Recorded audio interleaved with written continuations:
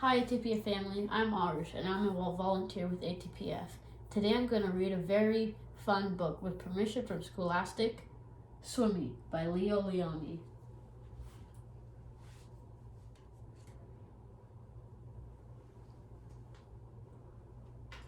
A happy school of fish lived in a corner of the sea somewhere. They were all red. Only one of them was as black as a mussel shell. He swam faster than his brothers and sisters. His name was Swimmy.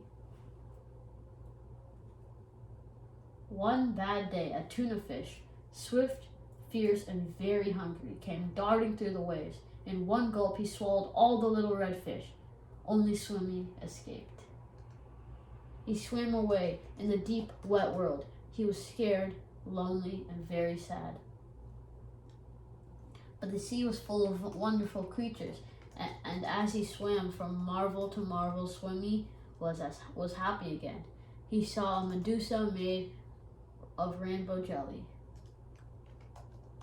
a lobster who walked about like a water moving machine, strange fish pulled by an invisible thread, a forest of seaweeds growing from sugar candy rocks, an eel whose tail was almost too far away to remember, and sea anemones who looked like pink palm trees swaying in the wind.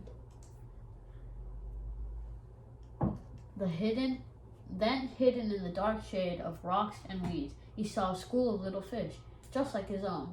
"Let's go and swim and play and see things," he said happily. "We can't," said the little red fish. "The big fish will eat us all." "But you can't just lie there," said Swimmy. "You must think of something." Swimmy thought and thought and thought. Then suddenly said, "I have it! We're going to swim all together like the biggest fish in the sea." He taught them to swim close together, each in his own place.